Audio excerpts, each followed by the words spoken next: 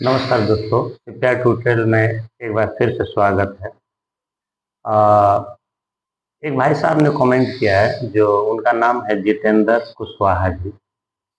उन्होंने कमेंट में लिखा है कि शिप बिल्डिंग में दिशा के बारे में बताएं।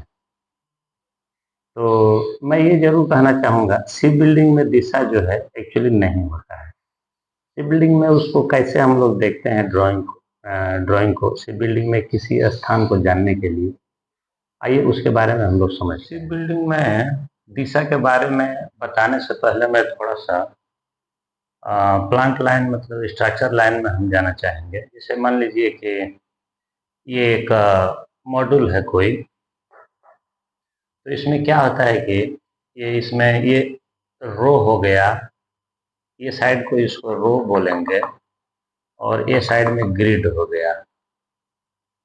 तो ये जो लाइनें इसमें बनी हुई है कॉलम की, चाहे जो कुछ भी कर लीजिए, ये ग्रिड में हो गया और ये रो में हो गया। मतलब कि देखने के लिए, ड्राइंग देखने के लिए आपका स्ट्रक्चर लाइन में। दूसरी तरफ अगर यदि मान लीजिए कि दो बीम है, इस तरह से अगर दो बीम लगा है और ये बेज हो गया, मतलब सबसे नीचे। अब यहाँ पर अगर कुछ डाला जा रहा है तो इस चीज को ये इलिवेशन बोलेंगे।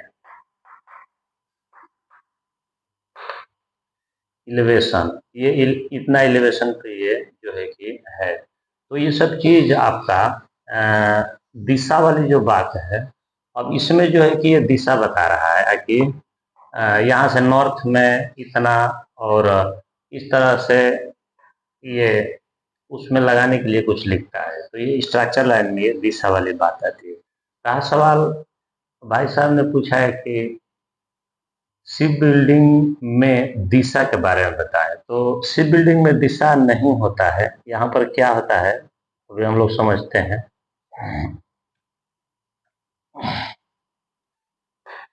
ये देखने से मालूम पड़ रहा है कि ये एक ये शिप है। मान के चलिए कि यहाँ पर जो कुछ भी हो, केबिन वेबिन चाहे कुछ भी, तो ये एक शिप है। अब शिप में क्या होता है कि ये आफ्ट हो गया और ये आपका फॉरवर्ड हो गया। अगर ड्राइंग देखने के लिए क्या होता है कि कहीं एक हम लोगों को एक बेज निर्धारित करना पड़ता है, या कहीं अगर जाना हो तो कहाँ से हम चल रहे हैं उस चीज को देखना पड़ता है। तो मान के चलिए कि ये आफ्ट हो गया शिप का और ये फॉरवर्ड हो गया। अब इसमें आपका इस तरह का फ्रेम आ जाएगा, इसमें फ्रेम होगा। तो यही चीज है, इसको हम छोटे दो तरह से बनाते हैं इस चीज को समझने के लिए, ताकि देखने में दिक्कत आ रही है कि ड्राइंग को कैसे देखते हैं, उसी चीज को यहाँ पर हम एक ही चीज को दो तरह से बना करके इसको हम लोग समझते हैं। तो ये हो गया आपका सेंटर लाइन, और यहाँ पर एक छोटा सा हम लोग उसी तरह शिप बना देते हैं। ये हो गया, अभी दोनों दिखाई दे रहा है। तो इसका ये आपका बेज लाइन हो गया। ये एक ही शिप है, इसको हम आगे से पीछे चाहे पीछे से आगे की तरफ देख रहे हैं, और इसको हम लोग साइड से देख रहे हैं। तो यहाँ पर इसका दिशा के बदले में यहाँ पर क्या दे रहा है उस चीज को हम लोग समझते हैं। यहाँ पर दिशा नहीं होता है। जैसे कि अगर आगे से पीछे किस स्थान पर देखना है हमको, तो उसके लिए हम फ्रेम देखेंगे। जैसे कि इसमें फ्रेम होता है, ये पूरे फ्रेम में इसको डिवाइड किया हुआ है। जैसे कि मान के चलिए कि यहाँ पर 100 नंबर फ्रेम है, तो यहाँ से अगर चालू हो करके यहाँ 100 आ रहा है तो यहाँ 200 आ रहा है। मतलब कि 100 फ्रेम की हो, 200 की हो, 400 की हो, मतलब कि इस तरह से। और फ्रेम का एक स्पेसिंग होता है, 600 से लगा के 800, 1 मीटर, 1500, जो कुछ भी स्पेसिंग दिया। तो अगर हमको ये जानना है कि हम कहाँ देख रहे हैं, तो हम फ्रेम से इसको निर्धारित करेंगे। उसके बाद ये हो गया आपका फॉरवर्ड, और ये हो गया आफ्ट। ये आफ्ट की तरफ, ये फॉरवर्ड की तरफ। तो ये आपका साइड से देखने पर ये फ्रेम को हम अंदाजा लगाते हैं कि यहाँ पर है, यहाँ पर है, कि यहाँ पर है, कि यहाँ पर है। फ्रेम से ये दिशा मालूम पड़ रहा है, इसमें दिशा वही है। दूसरी चीज, ये बेज लाइन हो गया, और इसमें इलेवेशन मतलब कि एबीएल आ गया। अब इसमें एबीएल चाहे जहां तक ये जा रहा हो। अब दूसरी चीज हम लोग आते हैं यहाँ पर, ये शिप का हम आगे से या पीछे से देख रहे हैं। अब दूसरी चीज हो कि ये सेंटर लाइन हो गया, टूट गया ये हो गया आपका सेंटर लाइन, और यहाँ पर ये हो गया आपका बेज लाइन। तो ये बेज लाइन कहीं नहीं हटता है, ये एक ही होता है पूरे शिप का, और सेंटर लाइन भी एक ही होता है।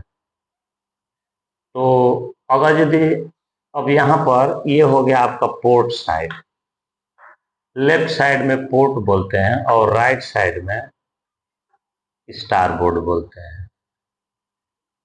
और इसमें आपका ये एबीएल हो गया, एबीएल यहाँ यहाँ यहाँ जितना मीटर ऊंचा एबीएल आप बोलना है उसको बोल सकते हैं। तो रहा सवाल कि अब यहाँ पर हम लोग दिशा के बदले में हम लोग शिप को कैसे देखते हैं, किसी जगह को, लोकेशन को जानने के लिए उस चीज को हम लोग बता रहे हैं। तो ये बेज लाइन हो गया। तो बेज लाइन से कितना ऊपर, 1 metre, 2 metre, 10 metre, 20 metre, 40-50 metre, जो कुछ भी हो गया। दूसरी चीज, कितना ऑफ सेंटर लाइन पर। तो मान के चलिए कि ये सेंटर लाइन हो गया, और यहाँ से कितना ऑफ सेंटर लाइन पर पोर्ट में, और कितना ऑफ सेंटर लाइन पर स्टार बोर्ड में। तो उस जगह का ये लोकेशन मालूम पड़ रहा है। इसमें दिशा के बदले में इस चीज से दर्शाया है कि इसमें एक सेंटर लाइन है, वो बदलता नहीं है। इसमें एक बेज लाइन है, और इसमें फ्रेम है। किसी भी जगह को हम लोग इससे उस लोकेशन को हम लोग निकाल सकते हैं। इसको हम लोग एक्स, वाई और जेड से देखते हैं। एक्स मतलब हो जाता है आपका फ्रेम, और वाई मतलब हो जाता है ऑफ सेंटर लाइन, और आपका जेड मतलब हो जाता है एबीएल। एबीएल मतलब एबोव बेज लाइन। तो आपका एबोव बेज लाइन ये हो गया। तो बेज लाइन ये है, बेज लाइन से कितना ऊपर, तो इतना ऊपर। ये सेंटर लाइन है, सेंटर लाइन से कितना ऑफ सेंटर लाइन पर, तो मान के चलिए कि 2 मीटर 4 मीटर पोर्ट साइड में, या 2 मीटर 4 मीटर, चाहे जितना भी हो स्टार बोर्ड। दूसरी चीज, अगर यदि आगे के पीछे, आगे पीछे तो ये मालूम पड़ रहा है, ये फॉरवर्ड है तो ये आगे है, ये आप है तो ये पीछे है, लेकिन पर्टिकुलर किस स्थान पर, तो उसको हम कैलकुलेट करेंगे यहाँ पर एक्स से। एक्स से मतलब कि फ्रेम से। तो दिशा के बदले में दिशा जो है कि स्ट्रक्चर लाइन में देता है, उसको स्ट्रक्चर लाइन में आ जाता है वो दिशा। लेकिन हम लोगों को दिशा जो है शिप बिल्डिंग में नहीं देता है। दिशा के बदले में यही एक्स वाई जेड रहता है, जो कि एक्स वाई जेड पर भी हम लोग वीडियो बनाए हुए हैं। एक्स वाई जेड को कैसे कैलकुलेट करते हैं और उसे कैसे देखते हैं, इस पे इसी चैनल पर चाहेंगे तो देखने को